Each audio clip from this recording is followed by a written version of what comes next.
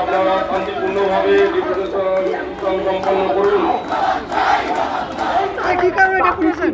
আমরা ভারতের ছাত্র ফেডারেশন পূর্ব বর্ধমান জেলা কমিটির পক্ষ থেকে আমাদের গোটা জেলার স্কুল কলেজ বিশ্ববিদ্যালয়ের বিভিন্ন সমস্যা নিয়ে আজকে ডিএম ম্যাডামের কাছে এসেছি। এর আগে আমরা বিভিন্ন জায়গায় স্কুল কলেজ বিশ্ববিদ্যালয়ের প্রশাসনিক স্তরে আমরা কথা বলেছিলাম, স্কুলে ডিআই অফিসে আমরা গিয়ে কথা বলেছিলাম, কিন্তু আমরা বলেছিলাম 240 টাকার অতিরিক্ত ফি নেওয়া হচ্ছে, কিন্তু আমরা দেখলাম আমাদের ডেপুটেশন ডিআই অফিসে গ্রহণ করা সত্ত্বেও নতুন শিক্ষাবর্ষে সেই একই নিয়মে 240 টাকার অনেক বেশি করে ফি নেওয়া হলো। স্কুলগুলোতে মাদ্রাসাগুলোতে কম্পোজিট গ্রান্টের টাকা বহুকাল ধরে বকেয়া পড়ে রয়েছে। আমরা বলতে চাইছি যে ছাত্রদের বর্ধিত টাকা ফেরত দিতে হবে, কম্পোজিট গ্রান্টের টাকা দিতে হবে।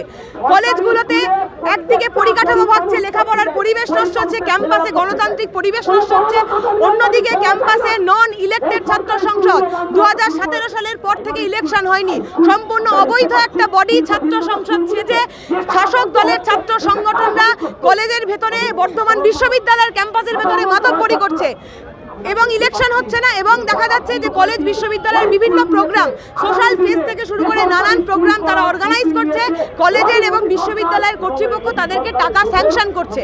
আমরা বলতে চাইছি ক্যাম্পাসে গণতান্ত্রিক অধিকার ফেরাতে হবে, এই অবৈধ বেআইনি ছাত্র সংসদগুলোকে কার্যকলাপ বন্ধ করে সঠিকভাবে গণতান্ত্রিক ইলেকশন করতে হবে এবং ক্যাম্পাসে ছাত্রছাত্রীদের নিরাপত্তার সাথে জিএস ক্যাসেল বসাতে হবে।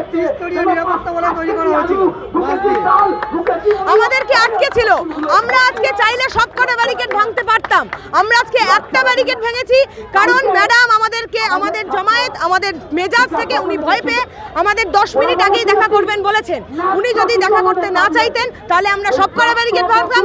আগামী দিনে যদি ওনারকে আমরা যে দাবিগুলো নিয়ে এসেছি সেই দাবি যদি পূরণ না হয় তাহলে 1, 2, 3 কেন 10টা ব্যারিকেড ভেঙে আমরা যাব।